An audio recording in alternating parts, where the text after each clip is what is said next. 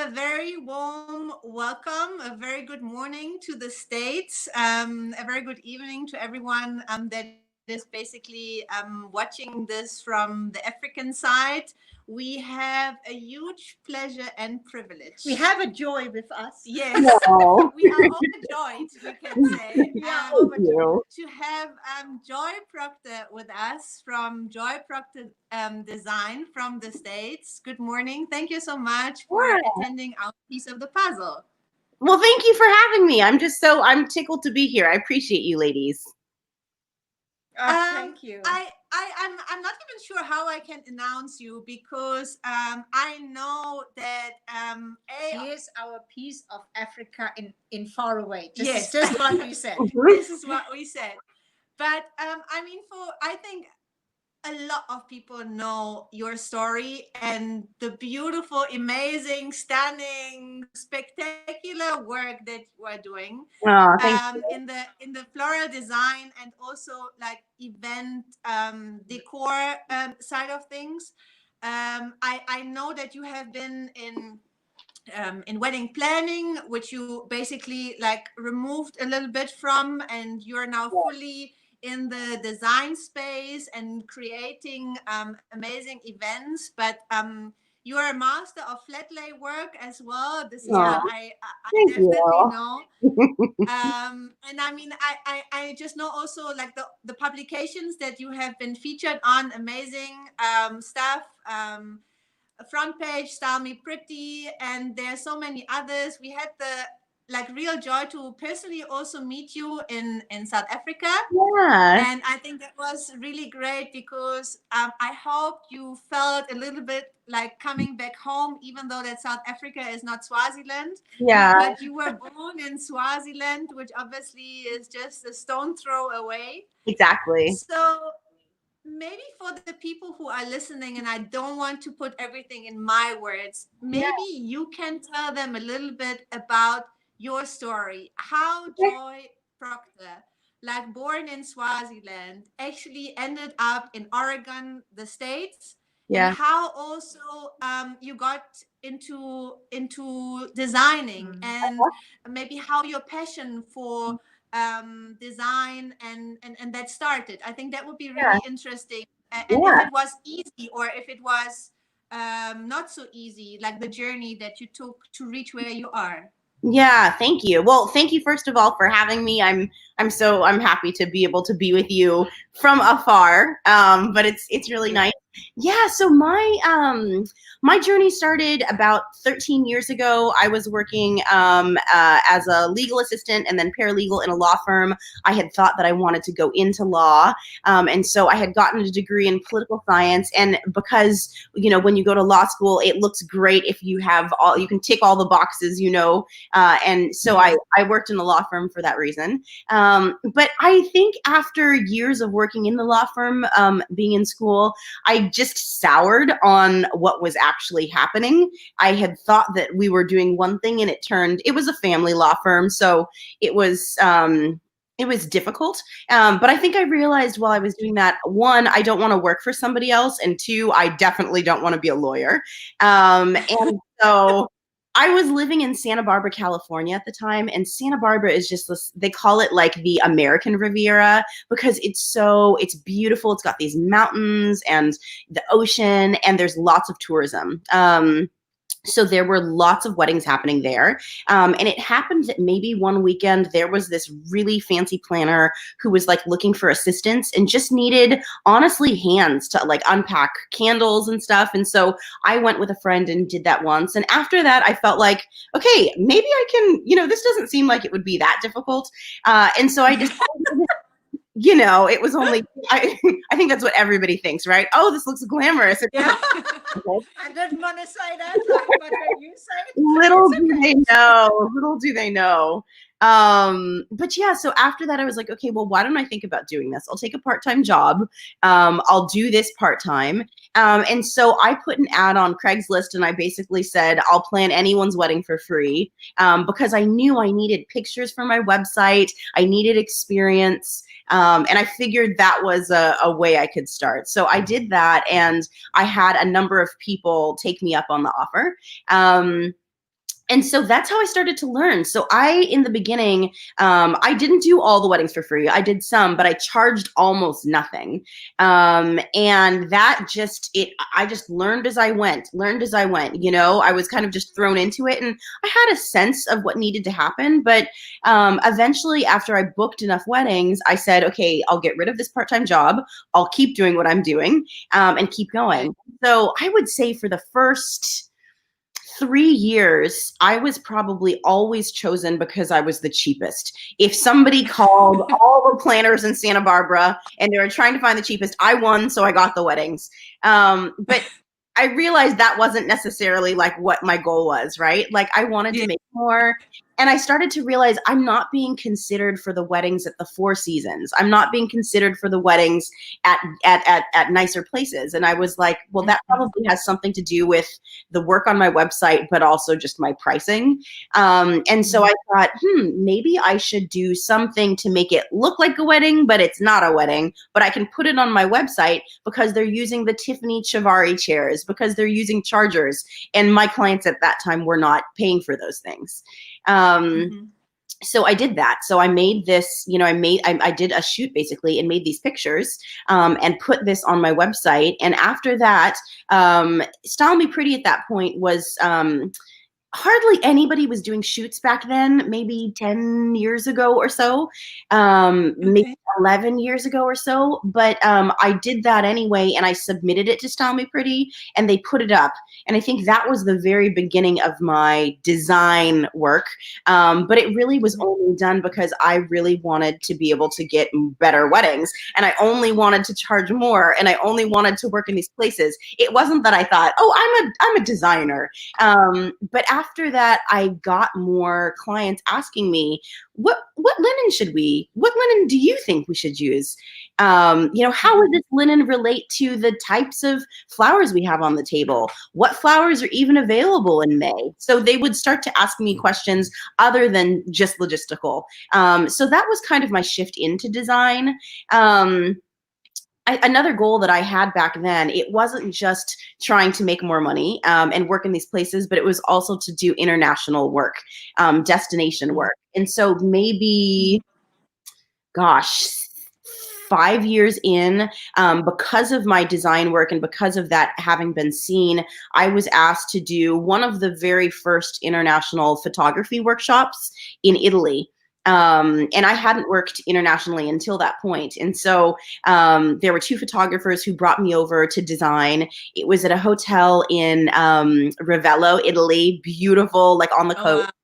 And nobody had shot there before. And so all of a sudden I was designing something that 15 photographers were shooting. Back then it was like nobody had done this. So it was, now we know everybody does this, but so the pictures went everywhere. And that was the beginning, I think, of people realizing, okay, she does design, she plans, but she also travels.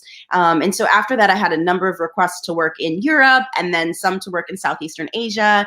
And so it was, at that point, people were asking me to work because of design, and they hired me as a wedding planner because they said, okay, we need a wedding planner, but you can do design too. The whole package. Yes. Exactly. Something like that. So that was, that was a while ago. I was, as you mentioned, I was lucky enough to do an editorial that was the cover of the Style Me Pretty book. And I think after that, it really changed. People were mostly interested in the design work. And I think, leading up to now, I've known for the last 3 years that my heart is in the design. And I never necessarily wanted to have the biggest business. I didn't want to have 30 employees. I've had times where I've had more employees. And I think for me, I knew I wanted to keep it little and boutique, and to be able to do the type of design that I want to do for events that last 4 or 5 days, have, multiple events per day. I need to be able to focus on the design. And so I chose a couple years ago to leave planning behind me. And I finally enacted that late last year. So I call myself a recovering wedding planner because we know it's hard. Yes. I think it's hard to also like really like stick to just one thing when you had before also the responsibility of other Yeah. head, like if you were wearing other hats before, Yes. and then your eyes are completely different because you have to maybe like slap your fingers and say, no, this is not me, this Yes. is not my responsibility, That is like so it's just to make hard. it pretty. No, it's so true. That's so hard. And I think I'm at an advantage because I know the other part of it, but it is very hard to stay in my lane sometimes. And I also just feel Yeah. bad when I go to a wedding and I see the wedding planner doing what I know I would have been doing. I feel guilty almost because it's so much work. It's so much work. But yeah, so that's basically my story and how I've gotten to where I am now. And there are so many other things that happened along the way, but that's the short version. Yeah, but that's a great story. Yeah, exactly. Like, can I just ask you one more question? Like, when was the time, like when you went to the US? From Swaziland, like what Oh yeah, okay. how So I old missed were you? that part. So I'll go backwards. So I was born in Swaziland. My dad is American. He went to Swaziland in the Peace Corps, and so he met my mom, who was a teacher. He was also teaching, and so I moved from Swaziland to the U.S. when I was about 3, and so I've been here basically ever since, living. Though I've spent as an adult a lot of time in Swaziland. My boyfriend is from Swaziland, and so I spent a lot of time. Yeah, That's amazing, actually. yeah. Can I ask you maybe just a simple question, and maybe there's a yes or a no to it. Are you inspired by your roots in the work that you are doing now? Yes, absolutely. I think like all people, like as children, you take for granted where you're from, what it offers, the culture, how special it is. I think there's a lot of, it's just part of growing up. I think that you start to be more interested in like what makes you you and what's unique about where you're from. And so I definitely had that as an adult. And I think part of that, like, reintroduction to Swaziland happened at the same time that my business and my design work took off. And so I can look back in my work and I can see where before I had spent time in Swaziland, or maybe as I was just growing as a designer, my work was like something. But when I finally started to realize my design was so, maybe I felt like I was being safe, or maybe I felt like I was emulating what I saw that was already in the industry. As soon as I realized I love color, I like vibrance, I love culture, Yes. I love diversity, I said, whoa, why am I not doing this in my work, right? And so I think Yes. there was like there's a specific time I can remember, and I see a difference in my work. It has more color, it has more happiness in it once I realized that. But yeah, Swaziland is just epically beautiful. The people are so beautiful, and I think there's like the obvious aesthetic things that you can see, like the landscape and traditional wear and these sorts of things. And then there's the less obvious, which is maybe part of why you both are in love with Africa, which is like the heart, right? The heart of people, like this beautiful, Yeah. like beautiful radiance that just like it Yes. it infects you and you can't let it go, and then all of a sudden you're Yes. happy too. And she has been in Swaziland already. Yes, Like, I've me been not, with my but she dad has been there. to Oh, Swaziland and good. Lesotho, and it was beautiful. It was really Exactly. On a amazing. horseback, right? Yes, also we did horseback regularly. Oh, We did that's all the touristy stuff as well. I mean, 20 years back. it was a long time ago, but I Yeah, also have very fond memories, good. and just exactly what you say. Yeah. I mean, like maybe to turn the plate a little bit, but Africa has something that never leaves your heart, and I think maybe this is something that you can relate to Yeah. now, being away from Africa, but still it is something that travels with you wherever you are, and it's beautiful to see that there are people like you who embrace this. I mean, right now we are not only in a pandemic, but we are in a very critical political situation all over the world. And I admire everyone who really like embraces their roots and their culture, where they're coming from, and Yeah. really showing it to make a difference, because that is something that sets you apart from so many other people. Mm, And it obviously shows in your work, in your style, in the way how you present yourself. thank you. But it also shows a certain passion. Yeah. And this is the Yeah. beautiful thing that I I see think also I in your. remember when you say this. I remember I said once. I mean, I have to translate this now. I said it in German actually. Africa is the ink to the feather that writes my story. I think. Oh, oh, that's Is it? nice. Yeah. Is it? Yeah. Yes. I think this is how I feel about Africa. Yeah. Can Oh, you that's maybe, beautiful. because we yesterday even Thank we you. were at we were invited to speak on a sort of a conference of the the stereotypes maybe, or even or the idea of people from abroad that they have about Africa, and maybe Oh, you as sort of an African but living Ambassador. abroad, Yeah. yeah. but like as an African ambassador, tell us like maybe when you tell people where you are from. Mhm. And I think, I mean, Swaziland, like on the map, is like this. Yes, So it I is. can imagine, like, I mean, like your lifetime, like you had to explain to people where Swaziland even Yeah. is, Yes. or like that it's a country, and this Yeah. is not an island, and this is within a country, and Yeah. it's like, I'm sure, like a lot of funny stories also around this. But what is your perception when you speak to people outside of Africa? What Mm. they see in Africa? Oh, I think that's the $1 million question, right? I would say I'll speak for Americans because I have the most knowledge of how Americans think, Yes. Americans who have not been to Africa think about Africa. I think that people assume that Africa is not populated, that it hasn't been. They assume it's rural. They assume there's animals everywhere, and Yes. Yeah. there's a lot of that. It's like, oh, do you are there like lions in your backyard? These sorts of questions. Yes. But I think for the most part, like even past those obvious stereotypes, I think people don't understand the level of development, the level of education, like all of these things. And so when I was living in Santa Barbara, for instance, and I was showing my friends in Santa Barbara pictures of Cape Town, and I was saying, this is just as nice as what's here, they're like, that's Africa? I'm like, uh-huh. Yeah. And I It's actually, true. Yeah. a couple of years ago, I had the pleasure of touring Cape Town area and Swaziland with my friend Kim from Flutter magazine, and we were showing people our videos of the Belmont Hotel, Mount Nelson. Yeah. In Cape Town, and they were saying the same thing. They said, "Did you mistype? You said Africa?" And we're like, "Yeah, Yeah, we're I think here." yeah, you are so right, and we just like a couple of weeks back we have spoken to Percy, Yes.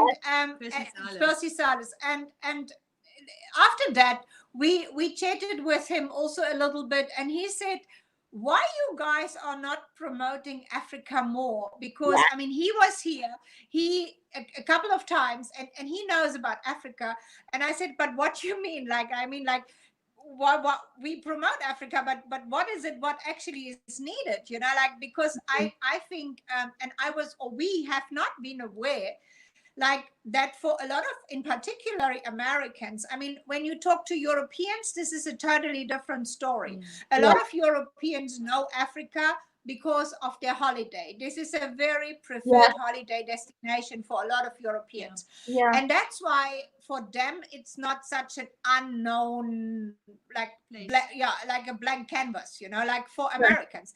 And we got to learn that for even for some people in America, like Africa is as a continent not even known that there's different countries. Yeah. So like there's a lot of groundwork to do, I think. Yeah. That's why.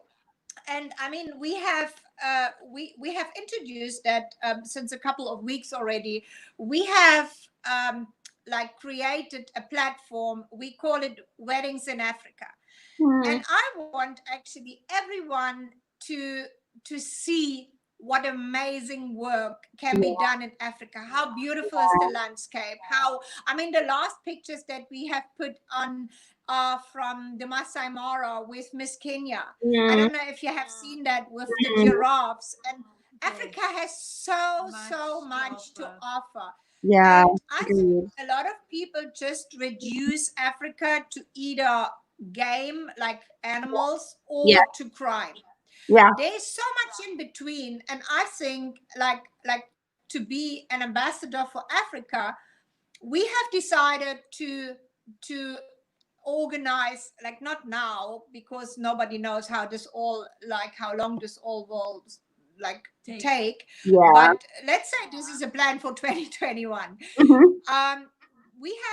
We have decided we want to organize, how did you call it yesterday? Fem trips. Yeah, like that. Yes. Fem For trips Yes. for people from like that are into destination Yeah. weddings, to just show them what is really Africa all about. You know, you have the amazing infrastructure, you have amazing luxury venues, you have service, you have Exactly. security. I mean, everything Yeah. that is related to tourism is rather safe, and because otherwise, not like nobody would come to do their holidays here. Yeah. I mean, obviously, every country has their problems, and but I think after this pandemic, people are also more curious. They will be more Yeah. adventurous. They Yeah. will be like more willing to think outside the box, and they want something unique. And I think Yeah. Africa, and I'm not just talking about South Africa, but I think Africa has so much like to offer. It's so unexpected for so Mhm. many people.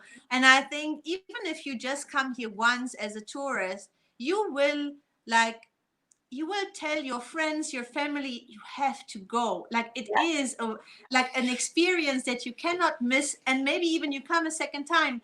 But I do believe that Africa has so much also for the wedding world, you know, to offer. And specifically now where we may be talking also about smaller weddings and Mhm. not like huge 200, 300 guest weddings, but Yeah. maybe more like intimate. intimate weddings, that there can be really some like stunning things that they can experience and tell their grandchildren still And I about. mean, even like when we met at the event in Johannesburg, Yeah. where we had lots of like African American Mhm. people coming here. This Mhm. is their roots, and I mean, they have all been so much surprised in a Yeah. positive way Yes. how they Yes. experienced Africa. What is your opinion on a project like what we are on? How do you feel like about that, to see like what how would be the response for wedding planner in Africa, Oh, in America, I'm sorry. yeah, to do fam trips and that sort of thing. I think it's a fantastic idea. I've actually talked to a couple of people about this and wondered why in our luxury market for the for the destination planners are they not considering Africa? The location is stunning, and I tell people too, if you want to take your client to a place where they can have safari, yes, we know about that, but they still want it. They can have safari, they can have a tropical experience. They can go to Wineland. Yes. They can have Yes. the downtown industrial commercial if they want it within Urban. 30 Yes. 30 minutes of each other. I mean, this is incredible, and I think that Yeah. Africa offers. It's so diverse in what it offers, and so I think people just need to see that. They need to experience that. They need to get out of what they think of it and see it. And so I see for luxury planners them Mhm. give them the tools they need to be able to help their clients understand. Because I think at this point, it's possible that many clients are interested, right? But the planners don't know, and they're not educated, and they don't know, Yeah. where would I get my vendors, and can I trust this person, and what. How far is this thing from the other thing? And so I think getting them there for them to see it, it's good. And I think we all know as soon as they get there, when you fall in love, you're just in love. They're hooked. And that's Yes. all they need. So I would. Joy, will Yeah. you help us with this journey? I mean, I just I got would the idea. It love to. was not my intention, honestly saying, but Yeah. while we are actually talking about that, and you say you have already like asked colleagues, I mean, you Yeah. would be for us like the best contact actually to make this somehow work. I'd And love there's to no do better that. thing than Yes. to start it somewhere. I mean, Yeah. you never know where it leads you, Yes. but And we just want to be ambassadors, you know. I mean, we yeah. came to South Africa 22 years ago. Mhm. And 22 years ago, South Africa also was a different place Yeah. Yeah. than now. but we like fell in love with this place, and I think we just want to show people how beautiful it is, and that they also they don't need to be afraid. And I think if you have a contact somewhere, like it's easier, it's easier to make the step to say, you know what, okay, if I know that those guys are planning something, I know for a fact, it's not a scam. I don't need to be afraid. I will be shown like amazing stuff, because I also believe, and this is the truth of the story, a lot of people from abroad think that Africa is about scams, and this is it's like whether you're going to North Africa, West Africa, Yeah. South, East, like I would just want like to lower the hurdle for people to actually say, you know what, I've seen it, it's really amazing, like I know this place, and I know people who live there, I know people who are professionals, I know And that. yeah, and we all do business with people that we know. I mean, like this is a fact. Like when you know someone, like if I would come to America, let's say I know Percy, I know you, that's the two first things, like, or any other, that I'm contacting. I'm not reaching out to people I don't know. Yeah, absolutely. That makes Business is total done sense. by people, and I think that's Yeah. important. The Can I relationship ask you, like, Yeah, done, done, deal. done, deal. Done. Woo!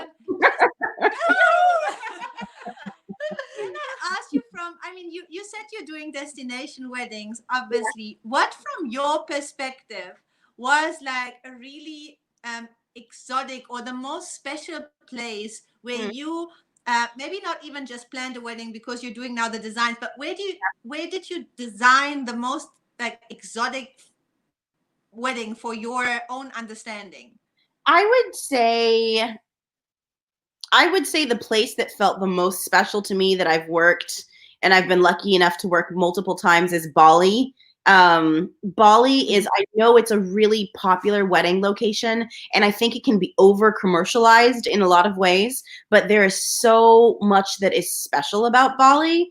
And it's so funny, but when I got there, it kind of reminded me in a weird way of Africa. I was like, oh, this is like Africa, but it's not Africa, you know? Like I got off the plane and it smelled like wood burning fire, you know? I was like, oh, nice. And I think, so I think my answer is Bali. And I think it's because the people are lovely and beautiful and easy, and their culture is just so gorgeous and they do so much. And I think I like it because it's so different than what I'm used to, right? And I think that's the thing that's always like so interesting. And people are so warm and Yes. friendly. So in that way, it reminded me of Africa, because you go to a place and people, no matter who they are like, hi, and kind, and, you know, giving like this beautiful vibe back and forth. So I think that's my answer, Bali. Beautiful. Wow. You said you like more intimate weddings, more smaller weddings. I think also when people look at your style, they can understand because it's very detailed, it's very precise, is a lot of small details in it. So Exactly. what is your, when you say, for example, you're taking on weddings, like what are the number of guests that you say are ideal for Mm, people who contact you, that you can like design with a really creative heart, and you say, this is my space, this is really what I like to do? yeah. I mean, I would say, I think definitely it's about design. It's about their budget, why I like it to be small. But we all know, I mean, I think for somebody who hasn't been married before, they don't realize how busy it's going to be, how difficult it's going to be for them to experience everything. And the same thing for their guests. Yeah. And I think I started to really love the idea of intimate weddings because I realized I could see my couples being more present. They were actually interacting, and they were, you know, it was just a different thing. And so I would say personally, also, it's true, we know about budgets go so much farther the fewer guests you have. And so as a planner, I would constantly remind my clients, we can do everything you want, it just depends on the guest count, right? So I would say personally, for me, an intimate wedding shouldn't be more than 50 people. It's usually 50 or less. And honestly, if it can be less than that, I've seen weddings for less than 30 just be spectacular. Yes. People are actually able to have real conversations rather than being Yeah. pulled away. And if they're together for a week understand, like they make these memories together that are just, incredible. So yeah, I would Yes. say like under 30 is my really, really sweet spot. But in general, I've done weddings I've done weddings for lots larger, and I can't say I don't recommend it, but I think all of us know No, now. of course not. Of No. course not. I mean, we also, I mean, 300, 400 guest wedding. I mean, but for me, this is a production. It's not a wedding. Yes, It's like you're right. there's something missing because it's naturally, you cannot also like put the same amount of detail into a 400 guest wedding than in a 40 guest wedding. Correct. Because it of depends budget. on the budget. I mean, Yes. then because the more people, I mean, not proportionally, the budget is usually like according to the number of guests, so you usually have like a different budget to work with, but you still have to make it look like amazing. Exactly. But when you have like 40, 50 guests, um, still the level of detail, if you have a certain budget, can just be so much more Exactly. then you have like a production. And I mean, plus if only you wanted to like speak 1 minute with each guest of 300 or 400 Not guests, I possible. mean, this is hours that go You in have to there have the and you haven't 3-day even wedding. exactly haven't Exactly. even eaten the cake. Yeah. So Yeah. I think particularly now in with this COVID, maybe this is I don't even know if I can say that like that. It's the good thing actually, or the good outcome, that we have to go smaller. We have to go like with less people, with less guests. Exactly. And maybe some of the couples, they still have the same budget than maybe before, when they planned for 100 or 120 guests, now maybe just having 50. So I think the good outcome for them is that they can have much more for the same value, like on their wedding. They can have more details, they can have maybe higher level of services. Yeah. That is, it's really something that we were talking a lot about, that is not all just bad what Agreed. is now happening. Agreed. Absolutely. I think that's the truth too. I totally agree with you. I think, this pandemic has been so heartbreaking and horrible in so many ways. But we all know there's been a silver lining to it. And I think a lot of that is like that we really now crave this like genuine interaction with each other after not having been able to see each other. And I think we realize events like weddings, where you can bring together the most important people of your lives, are more important, because life is so precious and so special. And so to really make that something, because we know weddings go by in 6 hours and it's done, but if you can make it a full weekend with a group of 30 people, your closest family, you'll never, I mean, money can't buy those memories. So I totally agree, there is a silver lining. Yeah. Talk us maybe a little bit through about, I mean, your current situation in terms of weddings in the States. I think people from here, I mean, I don't know if you know, but we are in stage in South Africa. We are in stage 3 out of 5. Okay. We are not allowed to have any gatherings, no events, no weddings whatsoever. Yeah. The only thing that is allowed are funerals and like just ceremonies with 2 witnesses. So that's it. And we have no idea when and in which capacity this will change. So it's really very uncertain. And that's why we love also to people from other parts of the world to just maybe also hear what is the situation and what might be like our hopefully soon path like going forward. Yeah. I know that in different states maybe there are also different conditions, but just generally like what is like possible in the States. I mean, I do believe also destination weddings is a complete different story, but just for the US, like how is it currently?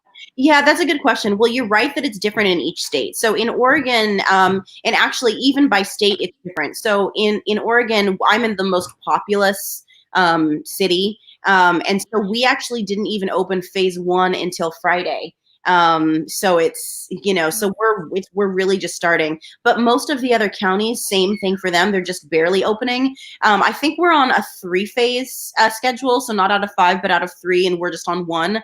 I believe that right now for most states, people are not allowing gatherings more than 50 people. But there are rules about what that looks like. You know, everybody wearing masks, you've got to keep distance. I believe, and now that I'm not a wedding planner, I haven't been looking into it too much, but I also believe there are things like people are keeping hand washing stations. They're taking temperatures when these people go into these events. And so in general, that's the case. Most of the people I know in the US with weddings in the US, they've all been postponed to next year. I personally have nothing this year. The year has just been wiped clean. So I'm coming to Africa in November if I can. Because Amazing. Please let us know. Yes, What Africa? I mean, Africa is big. So where I in Africa know. are you going? I'll be in Johannesburg and then I'll go to Swaziland and then I haven't gone to Mozambique and I'm just like so want to see Mozambique and maybe just around a little bit, but my hope is to stay for a while because everything I have is just done and I've wanted for so long to spend my winters there, you know, in your summer. So people do that. But yeah, I think in general, I know there are weddings happening here. They're smaller, but most people, even if they're allowed to have something smaller than 50, either one, they don't want to cut the guest count, or two, they're so worried that something would happen. And I think a lot of people have chosen, even though, you know, maybe they're allowed to do 50, it's not worth doing it now. They don't want to take the risk, you know, and other things, they've moved them. Or people have done exactly what we're talking about, and they cut that number down to 20, 25, and they do something beautiful, you know, somewhere else. And so I've seen a bit of that, but in general, most things have been postponed. Okay. Yeah, but I can just offer this to you. Whenever you come to Africa, plan a couple of days for the garden route. We will show you how to watch dolphins. Oh, We will show you. Well, it's not much to show because there is a lot just in front of our house. It's always good to make an invitation, you know, like that. Yeah. But they will come. We don't need to teach you how to watch because they're not. But no, please, I mean, more than welcome to come. And I think this is also, you know, despite all the traumatic and dramatic things that this time of the pandemic has caused, I think for entrepreneurs in the industry, there are some positive things. If you really like look closer. The one is that we are taking more time for ourselves. Yes. And maybe even have the time now to do something that we would have never done because we are just so busy in our normal routine. To Namakwaland. Yes, we are going to Namakwaland. Yeah, we yesterday decided. Oh, that's Namakwaland. Since 15 years, we have this on our bucket list, and it has not happened. Yes. And Alfie and I, we decided yesterday. Good. This year's our year. We are going to Namakwaland. Maybe for everyone that doesn't know where Namakwaland is, it's not a separate land or a country. No. It is a part of our, like, a part of South Africa where in winter, when it's like slightly raining, when all the blooms overnight come out actually from the desert. Yes, and it looks like a carpet full of flowers, you know. Oh my goodness. It's so Namakwaland. Yes. Okay. Thank you. West, it's in the west, like basically the west of South Africa. Yeah, so middle, more western. Yeah. So and it's this is what we said, like whatever we are doing, this is like what we have to do. But I think just generally, like for entrepreneurs in the wedding business, because we were rotating so much, like all the years, all the time, every week, no weekend, because I mean, we don't have off when other people are celebrating, and we're preparing for the time when other people are celebrating within the week. And it's just been a very 24/7 back-to-back business. So I think that is it's good that we can take something out of it to also prepare us for next year, because I think next year, and maybe this is something that you can also verify or not, is going to be a very busy year. What do you think? Like, is it going to be hectic? Very, very hectic. Everybody I know, I mean, it's almost impossible, right? So all these weddings that we're moving, it's so hard to move them because everybody else has moved their wedding to some date. And then to coordinate the vendors and stuff is so difficult. Everybody that I know is just like, the next year is just going to be wild. And I think you're right that we need this time to slow down. But I think that's really the truth too. I mean, I've seen that in the industry and I know that of myself. I spent so many years building and working and working. And like I said in the beginning, I took everything on because I think it made me feel like, oh, I'm successful. But I've seen myself, you know, as I've continued in business, I've seen myself grow, and I realize the less I'm doing, the more I can concentrate and do well and work well on certain things. And so yeah, so I've actually appreciated this time too to slow down and to recalculate because our industry changes so quickly. And so it's nice to be able to slow down and remember, like, I'm a human being. And that's what I always tell everyone. You know, I work well as a business if I work well as a person. So I need to make sure that, like, I'm taking care of myself too. And this year has been hard emotionally for so many, you know, so many people. And emotionally as a result of like the economic strain and everything else happening. So yeah, I totally agree. I think it's a good period for us all to slow down before the next couple of years get wild. You know what I said this morning to Alfie when we had breakfast? If it would be better paid, like lockdown could be extended for me.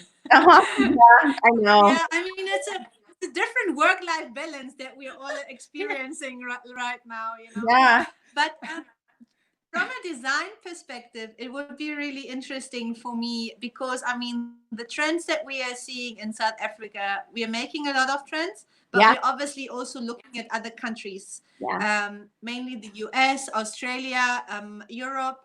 What maybe is something, and I mean, I don't give secrets away, but is there something that you can tell us what you see for 2021? Maybe even for things that people have requested, colors, I don't know, textures, like something that you see coming along the way where you see yourself like doing a lot of things from for next year?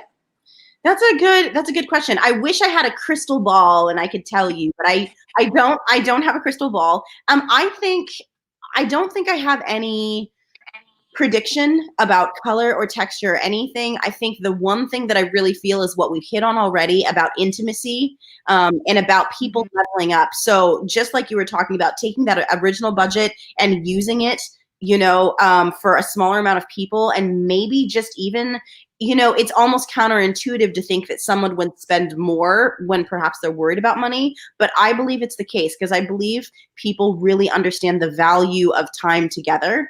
And so I see it being smaller weddings. I see it perhaps being, it would either be destination. So they're going with a group of people and they're going to some amazing place and just experiencing that together. Or it's something that they're doing at home, that they're choosing that, you know, they're gonna do it there. And I think that's just a result of like the climate and what's happening. Aesthetically, I wonder if the look of the wedding will be a reflection of more simplicity, you know? Like I wonder if people will feel that going over the top in terms of aesthetics. So crystals or pave of flowers or whatever feels too much, and that they'll hold back a little bit, do something a little bit more understated.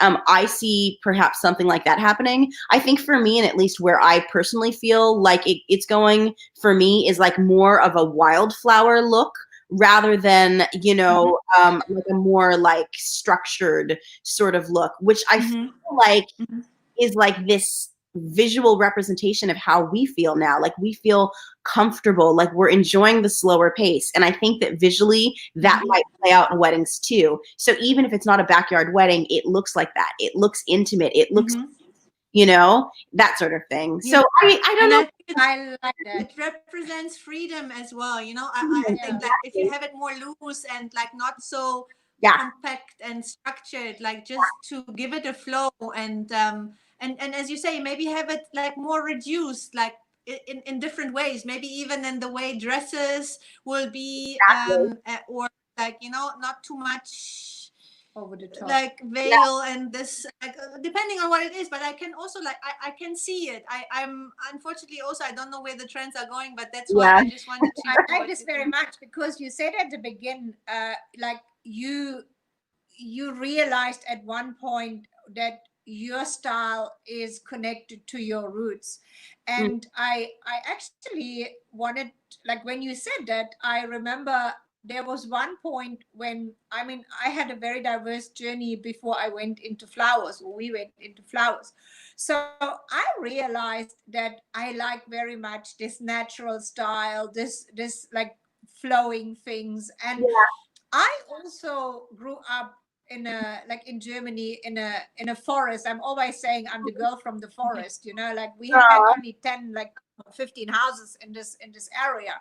So my playground was the forest, you know, like I wasn't, there was no TV at the time, there was just nothing, like, Yeah. you know, you had to entertain yourself With nature. with nature. And when I sometimes and this is really true, when I say to people, like I played with tree, or in the trees, we played Climb with, trees, yeah. we played with snakes. I mean, like, I can say that because there's only one poisonous snake in Europe, you know, you don't have to fear Ah, that. yeah. But that was Yeah. like a kind of how I grew up, you know. Yeah. And I think that mirrors somehow in my work. Yeah. I That's think that's I always, feel exactly the same thing, and I think it's true for everybody. Each one of us, if we look at our history and how we grew yeah. up, we see a reflection of that. Because I think there's something that's unspoken about comfort and safety. You associate your childhood with that, and so those beautiful times where you were imagining and you were learning back then, I can see you in the forest then, and it makes sense that as a designer, as a floral designer now, if you want to create that for somebody or you want to create it for yourself, you would replicate some of those Mhm. aspects. And I feel the same way. And actually that's why I think this sort of dialed down approach to weddings that may happen in the future, it is a form of comfort, right? When you design Yeah. everything so that it's very, it facilitates conversation and it makes you feel intimate, it makes you feel safe, and it reminds you of something you in a place when you've been a child or wherever that you felt comfort, then it like puts everybody who's there in this beautiful like Yeah. place where they can feel those like really like emotional feelings and feel safe. So it's really design. You're so right. Design is so interesting like that. Yeah. Yeah. Yeah, wonderful. I mean, like, but you know, that's also a journey to figure this out. I mean, Mm, like, interesting enough, maybe when we teach young florists, we should maybe tell them, like, this little secret. I'm just thinking about now. Nobody told me. I don't know if somebody told you to look back to your roots and to see so, why are you doing what are you doing, and maybe to go into like your history a bit, or to your childhood, to see like this is maybe your style, this is how you can create your signature. That's exactly what it is. I mean, I think the truth is we now know the wedding industry is so much more saturated than it used to be. There are lots of vendors everywhere. And we know the population has gone up, but I think the wedding industry has just grown very, very quickly Yeah. for a variety of Hmm. reasons. And when I teach, there are a lot of people who ask me that question: how do I set myself apart? How can the client know that I'm different than the other one? Our work looks the same, or everybody's work looks the same. And I think that's always the thing. Who are you? What is it that you offer? And I think the Yeah. best way to figure that out is figure out like who you were from the beginning, and like what's instinctual. Because I think it's so easy to look at other people's work, and I do the same thing, and feel like, oh, that's so beautiful, and then want to recreate it, rather than pulling something out of yourself that is so, it's a fire, like that passion you have, and like your experience and your memory that's so visceral. It's so much more powerful when you pull it from yourself and you put it out because it's real. It's easy. I think it's easier. Yeah. It's It is. easier if you're It doing is. something that is true to yourself than trying to replicate something that will never be you, but you maybe Exactly. find it beautiful, but it's not you. I think you Exactly. have to really bring out like whatever is in yourself to show, and this is what people will buy into. because that's with every design. Like you buy into the design and into the heart of what people put out there. Exactly. Can I ask you? I think two things I want to ask you. The first thing is, Joy Proctor has, from an outside perspective, achieved so much what Mm, other people are maybe looking for and may never achieve. mm. What is it that Joy Proctor has on her bucket list? How do you know what I want to ask? I don't know, I mean, but I'm your daughter. this has happened from time to time. I was waiting patiently, like for Sorry, that I question. was quicker. Okay. So Oh. what is it that Joy Proctor like still has on her bucket list where she says, you know what? Like this is really something that I truly want for me and my business to Yeah. still do, or there's something that you want to achieve. This is what you want Or to dream of. yeah. What is your dream? It's a really good question. I think I spent so long with lists of things that I wanted, and I never appreciated them once I achieved them because I had set the bar higher and higher and higher. And so I think in a lot of ways I've done so much, and I'm so grateful for what I've achieved and what I've done, and mostly because I've met such incredible people. I've been to such beautiful places. I've been part of like such incredible times in people's lives. But for me personally, at this point, as a designer, you're always trying to do better, right? As an artist, you always want to make something that's better and better. And I feel like I'm not even sure if it's possible. And I love what I've made. I think my dream for myself at this point is to have a more balanced life. So rather than focusing all the time on business, which is what I've done for a long time, to learn how to balance. Because I see other people around me, my colleagues who I respect, who also do great work, and they have balanced lives. So somehow I have to figure out how to do it with mine. But part of If you know, let us know. Yeah, maybe I you can know. tell us the secret. I'll sell it. I'll sell that. Okay. Yeah, I think one of the most important things for me at this point is to be able to give back, because I really have done a whole lot, and I don't necessarily feel like I need to continue to try to reinvent the wheel, but rather I want to help other people who are trying. So, for instance, I think since the pandemic started, I really haven't thought a lot, honestly, about weddings and design, but have thought more about, how I can use the relationships I have, the experience I have to help different industries, and different avenues. And so when this happened, I was really worried about Swaziland and COVID-19. And so I started an organization that used wedding graphic designers to create infographics in Siswati to have in Swaziland. And then we've talked a little bit about the movement that's happening now in the US, but all over the world, as a result of police brutality and discrimination and racial violence.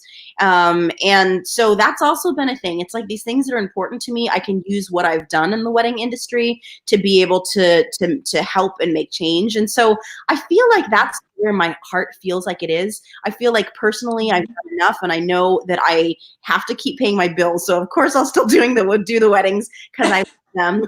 But on the other side, I want to be able to use my design to help socially conscious companies and nonprofits and other people to create aesthetics that help further their work. Because I think there's I've been given so much, and I've been so lucky, and now it's my time to use that and to help other people do. And that's what feels good. Right now, I'm not thinking about anything other than that, really, honestly, because I'm so privileged and I'm so lucky. And I know that so many people in the world dealing with this pandemic, I mean, just don't have the luxuries that I have. And the same thing with, this movement for Black Lives Matter. There's so many people who are in positions that are so much more precarious than mine. And so it just feels really good to use this, to work alongside people in this industry to do stuff further, further beautiful causes for the world. Yes, I think right now also we feel sometimes the calling to just be a part of something that is bigger than us, Yeah. that is bigger than our work, that is Yeah. bigger than our family, that is bigger than just the immediate environment that we are in. And I think it's amazing if you can look back, not because you want to feel good about yourself, but just if you can be like just a little part of this bigger picture.